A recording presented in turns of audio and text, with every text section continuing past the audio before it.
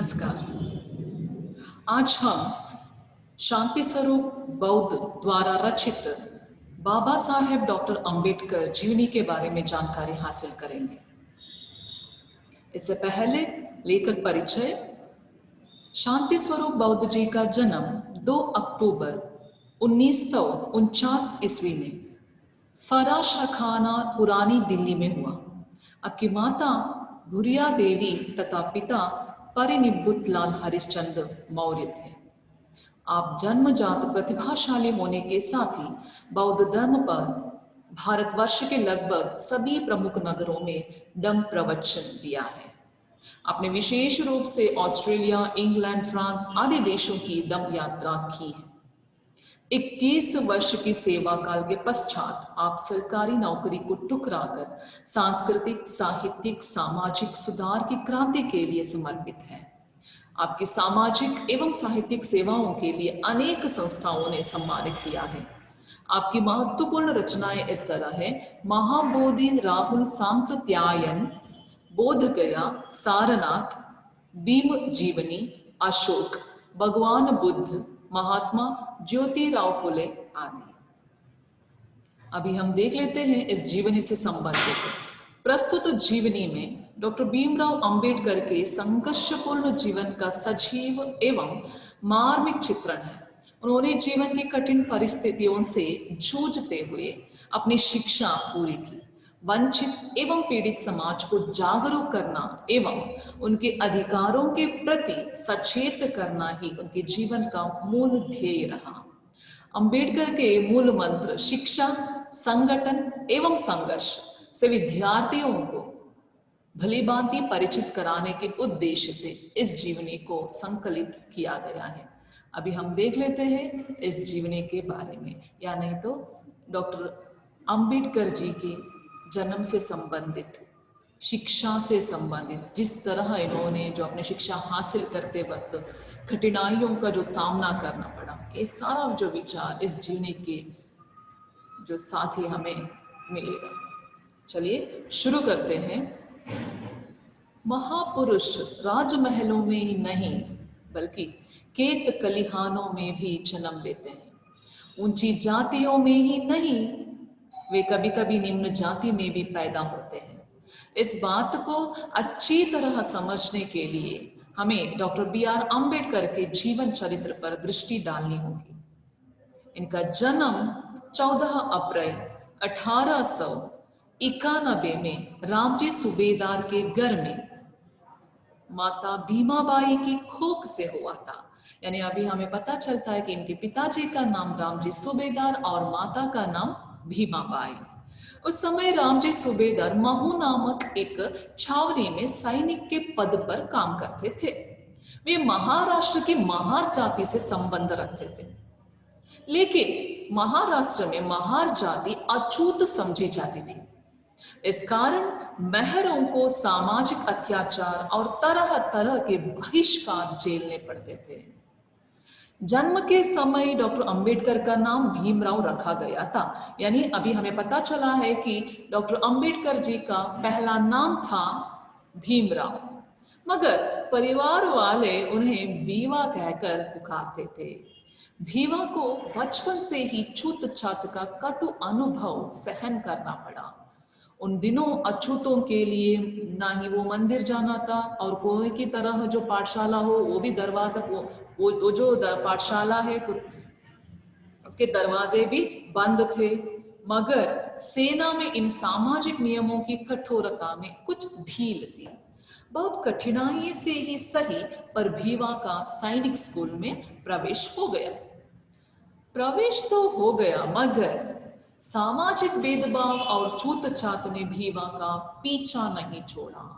यानी यहीं पर भी उन्होंने जो इस तरह जो जाति से संबंधित कुछ मुसीबतों को जो सामना करना पड़ा, झेलना पड़ा। बालक भीवा को अपने बैठने का टाट यानी स्टूल अपने साथ घर से ही ले जाना पड़ता था। पाठशाला में उन्हें कक्षा के भीतर अन्य विद्यार्थियों के साथ बैठने की मनाही थी। यानी सभी जो छात्रों के जो साथ वो उनके जो उन लोगों के साथ अन्य जो छात्रों के साथ वो नहीं बैठ सकते थे, क्योंकि वो नीच जाति से संबंधित थे। इसके वजह से वे अपनी कक्षा के बाहर सब छात्रों के जूतों के बीच दरवाजे के बाहर बैठते थे। सामाजिक अत्याचारों की निर्दयता देखिए। भीमराव को पानी के घड़े को भी छूने की इजाजत नहीं थी। कारण ये था कि अछूतों के छू लेने से घड़े का जल भ्रष्ट हो जाता है। चाहे कितनी भी प्यास लगे, बेशक प्यास के मारे प्राण ही क्यों न निकल जाए, लेकिन प्यासा अछूत घड़े से पानी लेकर नहीं पी सकता था। अगर पीना है तो कैसे? किसी चपरासी की कृपा हो गई तो पानी मिल जाता, नहीं तो घर आकर ही पानी पीना पड़ता था। यहाँ पर शिक्षा से संबंधित जो बात तो छोड़ दीजिए, अगर जीव बचाने के बारे में आ गए, पानी से अगर एक बूंद जो पानी पीकर मैं मेरे जो जीव को बचा सकता हूँ या सकती हूँ, ऐसे भी जो विचार है, तो लेकिन एक निम्न जाति में जो पैदा होने के नाते डॉक्टर बी आर अम्बेडकर को पानी भी नहीं पीना पड़ता था। रामजी सूबेदार शिक्षा और अनुशासन का महत्व भली प्रकार जानते थे। उन्होंने भीमराव को भी इसका महत्व अच्छी तरह समझाया, क्योंकि रामजी सूबेदार सैनिक पद पर काम करते थे, सेना में थे वो, तो इसके वजह से वो सब कुछ जानते थे। अनुशासन यानी क्या होता है, शिक्षा जिस तरह जो हासिल करनी चाहिए, और यही कारण है कि सब प्रकार के अत्याचार, अनाचार और भेदभाव सहन करके भी वे शिक्षा प्राप्त करने में जुटे रहे। भीमराव हाई स्कूल में पहुंचे तो छूत छात की खाली छाया उनके जो साथ यहाँ भी आदम की। इसके पहले जो प्राथमिक शिक्षा में भी भीमराव ने छूत छात से संबंधित कुछ मुसीबतों को जो सामना करना पड़ा, लेकिन जिस तरह वो हाई स्कूल पहुंचे, यहाँ पर भी उनके जो पीछा नहीं छोड़ा। वो गुरुजी ने एक प्रश्न पूछा एक दिन, किसी ने उत्तर नहीं दिया। तब भीमराव बहुत ही होशियार छात्र थे, तो उन्होंने क्या कर लिया है कि प्रश्न का उत्तर लिखने के लिए ऐसे ही जो ब्लैक बोर्ड की तरफ चले, लेकिन कक्षा के सवर्ण छात्रों ने उस वक्त, यानी जो बचे हुए जो भी छात्र थे, वो सभी शोर मचाने लगे, जिस तरह है कि वो बोलने लगे कि रोको इस अछूत को, ब्लैक बोर्ड के नीचे रखा हमारा भोजन इसके छूने से भ्रष्ट हो जाएगा। भीमराव इस प्रकार के असंख्य अपमान के खून के घूंट चुपचाप पी जाते। सन 1907 में भीमराव ने मैट्रिक की परीक्षा पास की। एक अछूत बालक के लिए यह महान उपलब्धि थी। एक अछूत बालक के लिए शिक्षा हासिल करना एक जो विशेष उपलब्धि है, लेकिन इसके अलावा हाई स्कूल की शिक्षा और उसी के साथ साथ मैट्रिक की परीक्षा भी पास की इन्होंने। ये अछूत बालक होने के नाते भीमराव के लिए एक महान उपलब्धि कहलाया जाता है। इस अवसर पर भीमराव के सम्मान में एक सभा का आयोजन किया गया, जिसमें कृष्ण जी अर्जुन केलुस्कर जी ने अपनी लिखी पुस्तक बुद्ध जीवनी भीमराव को भेंट के रूप में दे दी। इसी समय रामजी सूबेदार ने घोषणा की कि हमारी आर्थिक स्थिति ठीक नहीं है, कुछ जो पैसों से संबंधित कष्ट है, संकट है, तो इसके वजह से भीमराव को उच्च शिक्षा दिलाने का भरसक प्रयास करूंगा। तो यानी यहाँ पर हमें पता चलता है कि रामजी सूबेदार ने घोषणा की कि हमारी आर्थिक स्थिति ठीक नहीं है, फिर भी मैं क्या करूंगा, भीमराव को उच्च शिक्षा दिलाने का भरसक प्रयास करूंगा, प्रयत्न करूंगा, कोशिश करूंगा। क्योंकि यहाँ पर भीमराव को जो अपनी शिक्षा हासिल करने के बारे में बहुत ही वो एक ऐसी जो सोच थी कि मैं कुछ ना कुछ करके मैं जो पूरी तरह से मेरी जो शिक्षा है उसको हासिल करनी चाहिए। फिर 17 वर्ष की आयु में भीमराव का विद्यार्थी जीवन में ही 9 वर्ष की रमाबाई के साथ विवाह हो गया। अनेक कठिनाइयों का सामना करते हुए भीमराव बंबई के एल्फिंस्टन कॉलेज में दाखिल हो गए।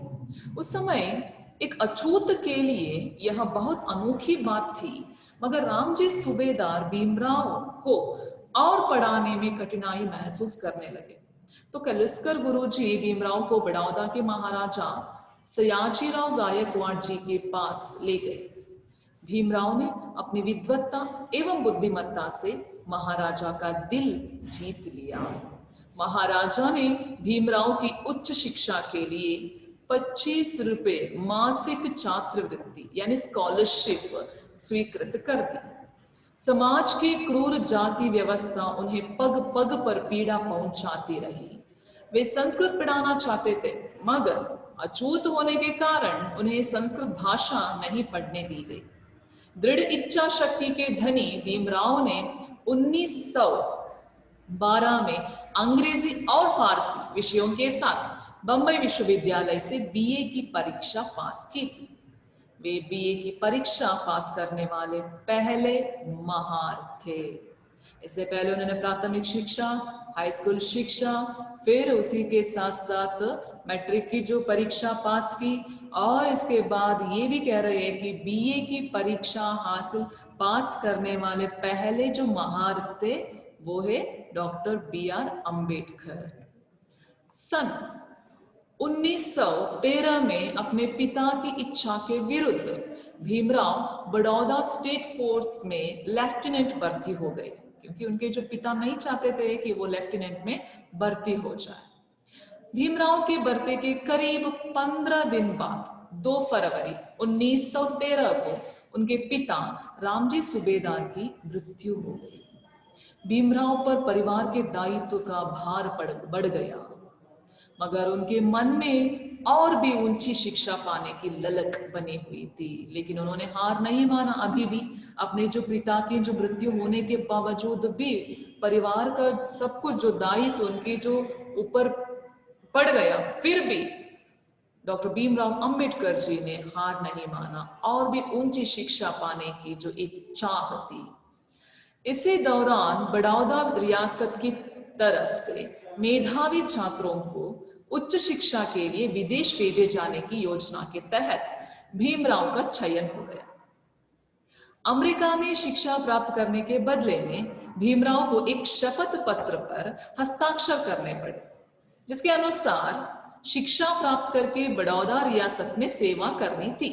इस शर्त के जो अनुसार वो कहाँ जाना है अभी, जो विदेश, क्यों? शिक्षा और भी उन्नत शिक्षा जो हासिल करने के लिए। जुलाई 1913 में 13 के अंत में भीमराव अंबेडकर न्यूयॉर्क यानी अमेरिका में जाकर कोलंबिया विश्वविद्यालय में दाखिल हो गए। उस समय एक अछूत युवक का विदेश में जाकर शिक्षा पाना कल्पना से परे की बात थी। यानी हम इमेजिनेशन भी नहीं कर सकते हैं कि एक अछूत होने के नाते डॉक्टर B.R. अम्बेडकर विदेश जाकर शिक्षा पाना। अमेरिका में जाकर भीमराव अंबेडकर को स्वतंत्र एवं खुला माहौल मिला, जहां किसी भी प्रकार का जातीय बंधन नहीं था और न ही जाति आधारित भेदभाव। भीमराव का पढ़ाई में खूब मन लगा। अमेरिका में उदार, प्रेमपूर्ण और समानता के जो व्यवहार ने उन्हें धनाभाव के कारण भूखा प्यासा रहकर भी उच्च शिक्षा प्राप्त करने के लिए प्रेरित किया। वे शराब, सिगरेट आदि से दूर रहकर 18 घंटे पढ़ा करते थे। इसी दौरान उनकी नजर कमजोर हो गई और उन्हें चश्मा लगाना पड़ा। अमेरिका में उन्होंने राजनीति शास्त्र, नैतिक दर्शन शास्त्र, मानव विज्ञान, समाज विज्ञान, अर्थशास्त्र आदि विषय पढ़े। सन 1915 में उन्होंने MA तथा 1916 में PhD की डिग्री प्राप्त की। अब वे भीमराव अंबेडकर से क्या बन गए? डॉक्टर भीमराव अंबेडकर हो गए। सन 1916 में ही डॉक्टर अंबेडकर को अधिक शिक्षा पाने के लिए लंदन पहुंचे। लंदन के प्रोफेसरों ने उन्हें डॉक्टरेट ऑफ साइंस यानी DAC की तैयारी करने की अनुमति दे दी। उन्होंने तुरंत शोध कार्य प्रारंभ कर दिया। इसी बीच उन्हें बड़ौदा के दीवान ने एक पत्र लिखा कि छात्रवृत्ति की अवधि खत्म हो चुकी है, अतः तुरंत वापस लौटकर शपथ पत्र की शर्तों के अनुसार बड़ौदा रियासत की 10 वर्ष तक सेवा करो। डॉक्टर अंबेडकर को अपनी पढ़ाई बीच में ही छोड़नी पड़ी, क्योंकि इन्होंने सबसे पहले जाने से पहले यहाँ पर एक जो शर्त शपथ पत्र पर शर्त के अनुसार वो गए थे, लेकिन तो इसके वजह से जो वहां से वापस लौट गए, फिर भारत रवाना होने से पूर्व उन्होंने विश्वविद्यालय से यह अनुमति ले ली कि अक्टूबर 1921 तक अधूरी पढ़ाई पूरी की जा सकती है। 21 अगस्त 1917 को डॉक्टर अंबेडकर बंबई पहुंचे।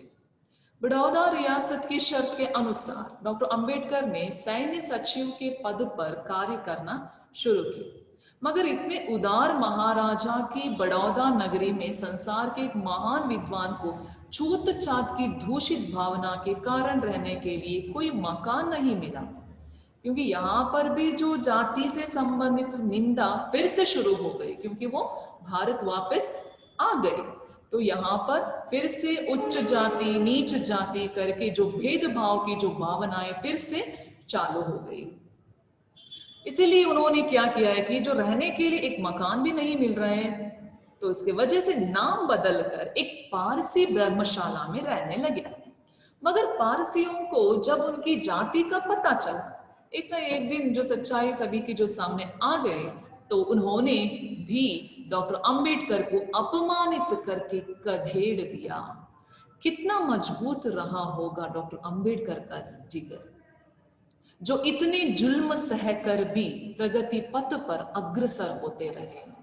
इतने जो आए हुए मुश्किलातों को या नहीं तो संकटों को सामना करते हुए झेलते हुए अपने आप को जो प्रूव करके दिखाया है कि यस, मैं जो शिक्षा हासिल करके ही जानी चाहिए, या नहीं तो मैं ये जो काम जरूर करना चाहिए। मतलब इन्होंने इतना जो दृढ़ विश्वास था उसके जो दिमाग में। वर्षों का समय बीत जाने पर भी फारसी सराय में मेरे साथ हुए दुर्व्यवहार का स्मरण करते ही मेरी आंखों में आंसू छलक पड़ते हैं करके डॉक्टर अंबेडकर जी ने एक जगह लिखे हैं। अपनी योग्यता के बल पर और दीवान के प्रगति पथ पर तेजी से अग्रसर होने के दृढ़ संकल्प के कारण डॉक्टर अंबेडकर सन 1918 में 450 रुपए के मासिक वेतन पर सिडनेहम कॉलेज मुंबई में प्रोफेसर के पद पर नियुक्त हुए। यह नौकरी उन्होंने वेतन में से कुछ पैसे बचाकर लंदन जाकर जो इन्होंने जो छोड़े थे ना, जो अधूरी शिक्षा अधूरी पढ़ाई पूरी करने के लिए की थी। सिडनेहम कॉलेज में भी जातिवादी मानसिकता के सवर्णों ने उन्हें प्रताड़ित करना नहीं छोड़ा। जातीय आधार पर होने वाले अत्याचार कभी कभी डॉक्टर अंबेडकर को यह सोचने के लिए बाध्य कर देते थे कि इस अन्याय को मिटाने के लिए हमें बंदूक उठा लेनी चाहिए। मगर धन्य है डॉक्टर अंबेडकर, उन्होंने तलवार या बंदूक का नहीं, अहिंसात्मक तरीके से अपने समाज के कष्टों को दूर करने का निर्णय लिया। यानी अगर तलवार के जो बदले जो तलवार ही लिया जाए लेकिन कोई काम नहीं होगा, यानी वहां पर सिर्फ हिंसात्मक जो तरीका ही क्या हो जाएगा, बढ़ जाएगा।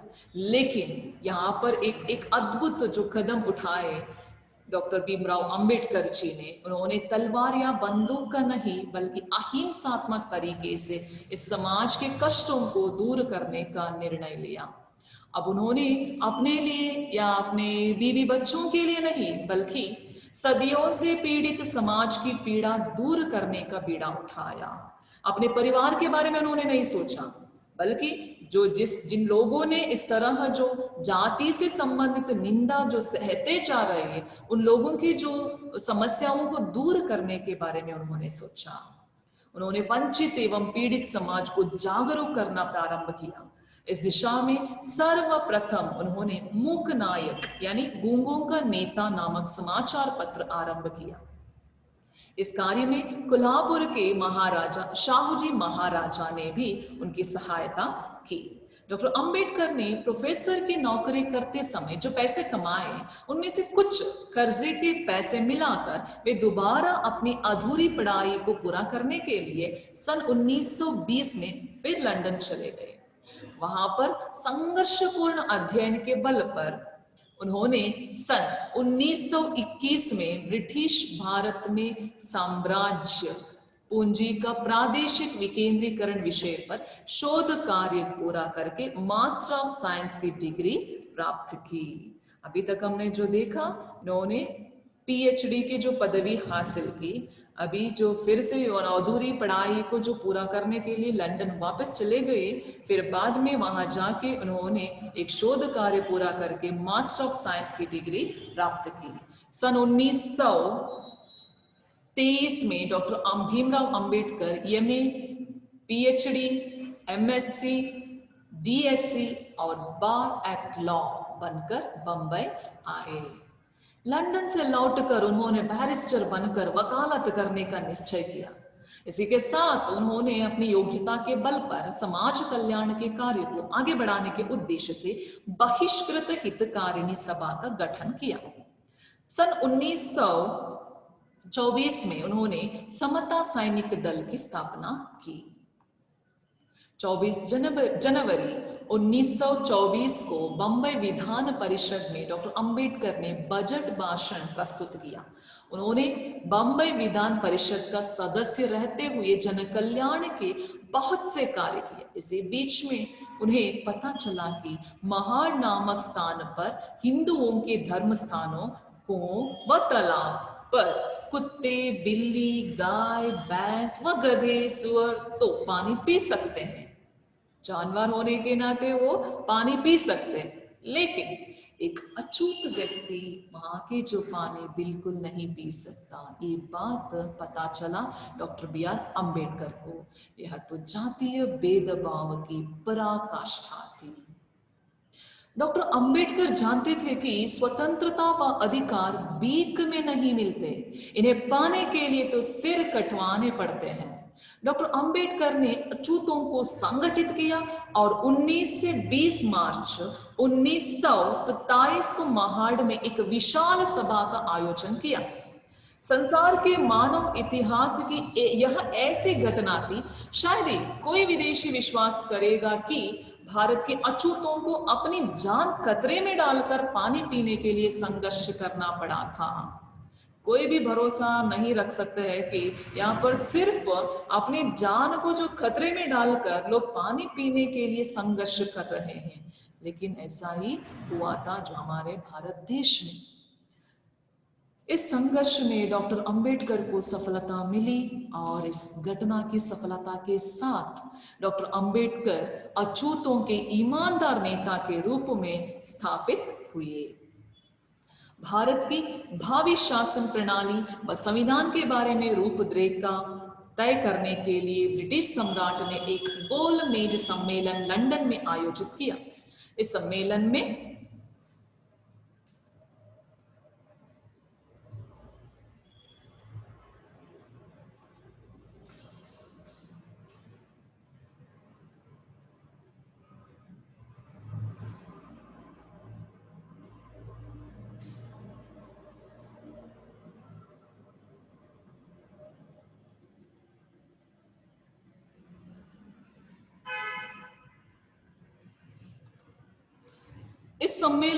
नवासी भारतीय प्रतिनिधियों सहित भारत के अछूतों की ओर से डॉक्टर अंबेडकर ने अपनी प्रभावशाली भाषण में कहा, वे ब्रिटिश भारत की जनसंख्या के 5वें भाग का, जो कि फ्रांस या इंग्लैंड की आबादी से भी अधिक है, मत व्यक्त कर रहे हैं। डॉक्टर अंबेडकर ने सिंह गर्जना करते हुए कहा, जब हम अपनी वर्तमान स्थिति और ब्रिटिश शासन से पहले की स्थिति की तुलना करते हैं तो हम पाते हैं कि हम उन्नति करने की बजाय व्यर्थ में अपना समय बर्बाद कर रहे हैं, नष्ट कर रहे हैं। डॉक्टर अंबेडकर गोलमेज सम्मेलन में डट कर लड़े, निर्भयता से गरजे और अछूतों के पृथक निर्वाचन का अधिकार पाने में सफल हुए।